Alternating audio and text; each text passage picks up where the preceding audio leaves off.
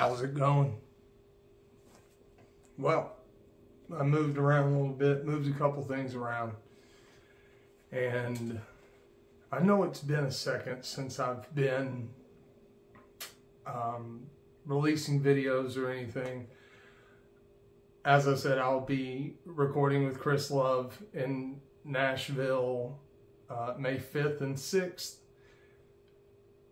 I am elated. I cannot wait to get in that studio, and me and Chris Love are going to funk it up. So when I left off, I talked about how my addiction started.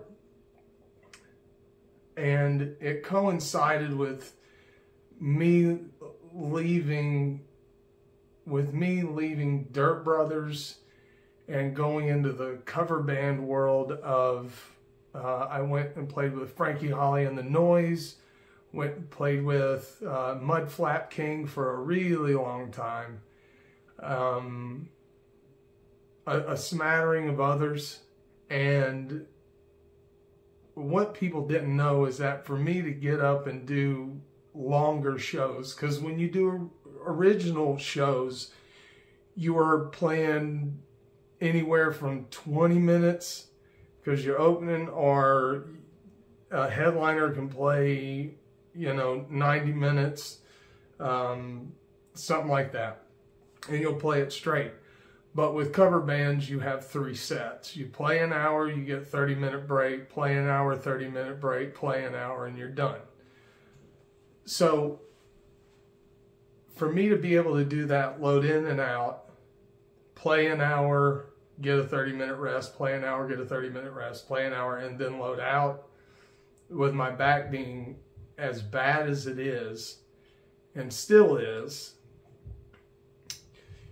it became such an issue that instead of just taking pain medicine for my back pain, I had to double up on it, because again, these three hours I would play would take so much off.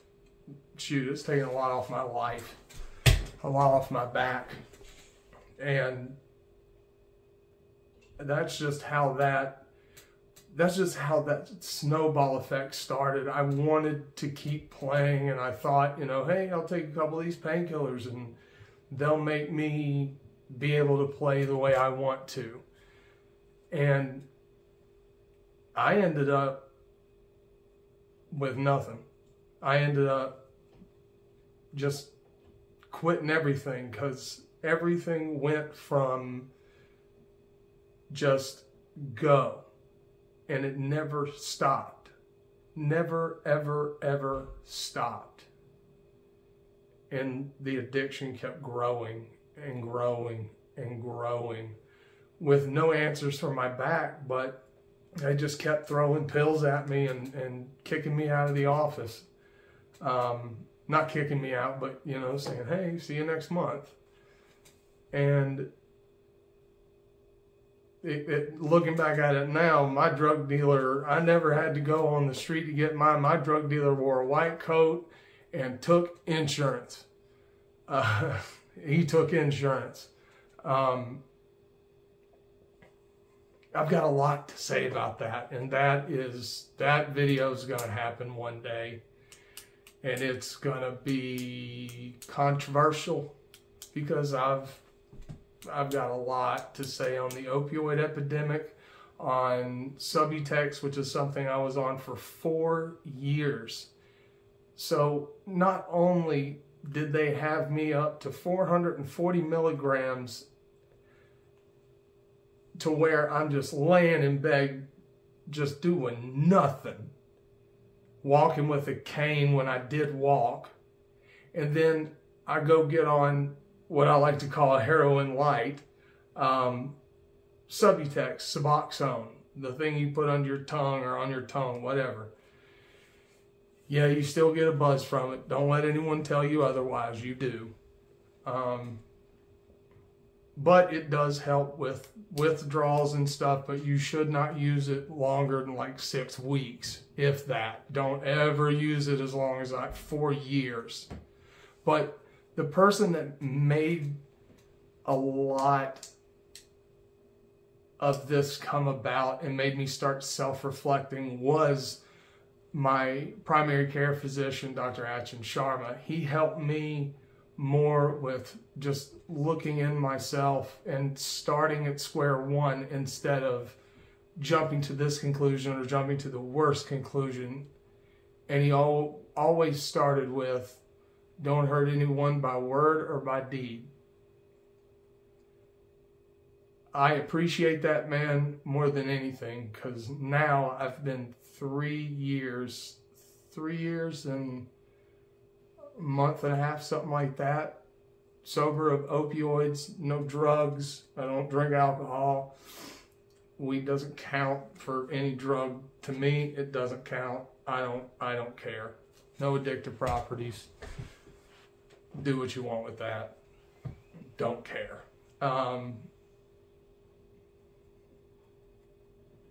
Going through 3 back surgeries, 440 milligrams of OxyContin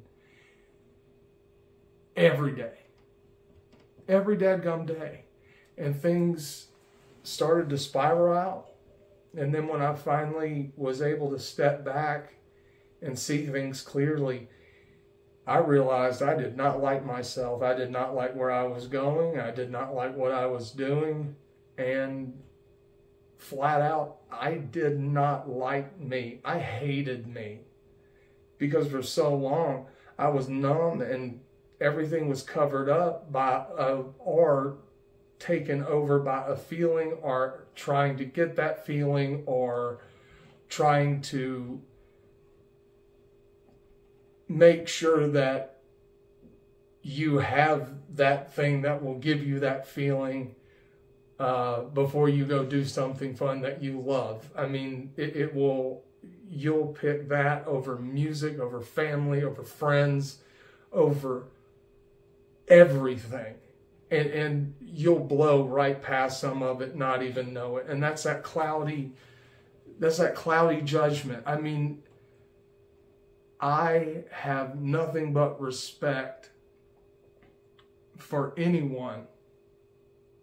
If you're at day one, if you're starting out, if you're going to start tomorrow, anything, you are the toughest people and the strongest fighters I will ever know, meet, and I respect the recovering addicts, the ones that have just been an inspiration to me to keep myself going.